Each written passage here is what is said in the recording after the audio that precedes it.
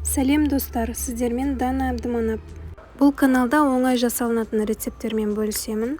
Сіздер де жасап, жақындарыңызды қуантыңыздар. Бүгін сарымсақ қосылған нан жасаймын. Бұл нанды сорпамен ұсынсаңыз болады. Өте хош иісті, сыртқы қабаты қытырлақ болып шығады. Ең алдымен аштығы дайындаймыз. Ол үшін жылы суға 1 қасық дрожь салып, тынықтыруға жібереміз. Әрі қарай ұнға 1,5 қасық тұз қосып араластырамыз. Әрі қарай аштығыны қосып және жылы су қосып жұмсақ қамыр илейміз. Керек өнімдердің барлығының мөлшерін видео астындағы сипаттамадан қараңыз.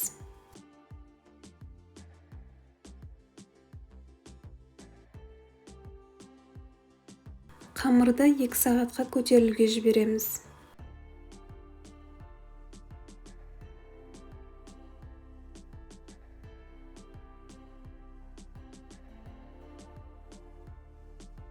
Енді 3-ке бөліп, дөңгелек формаға келтіріп, тынықтырып қоямыз.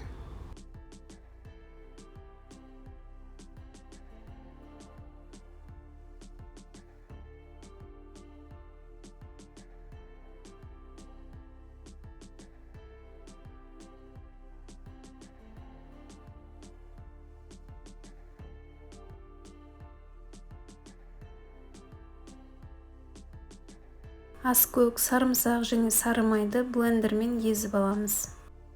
Аскөктің орнына ақжелкен немесе кинза пайдалануыңызға да болады.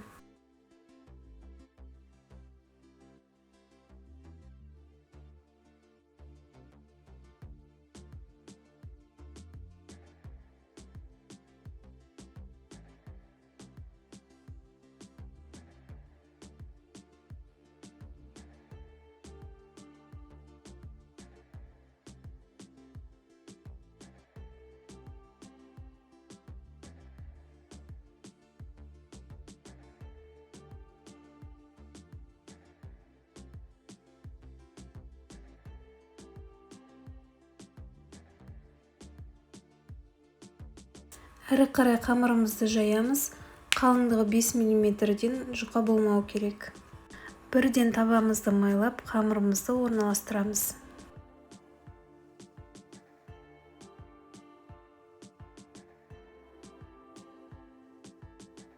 Қамырдың үстіне сарымсақты соустың жартысын салып, тегістейміз. Дәл осылай 2-ші, 3-ші қамырымызды да осылай орналастырамыз.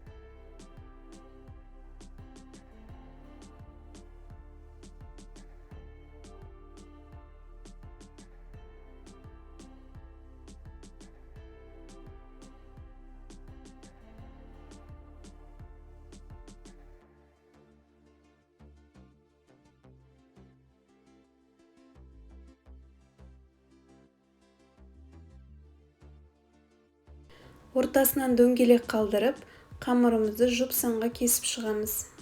Қамыры өте жабысқақ болғандықтан, оның дұрыс кесілуін қадағалау қажет.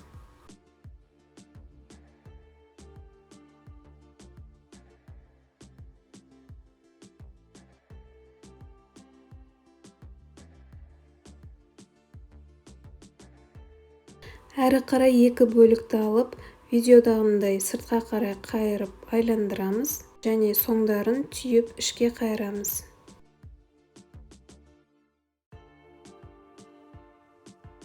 Барлық бөліктерді осылай істеп шыққаннан кейін бетін сүлгімен жауып тағы да 15 минутқа тынықтырамыз.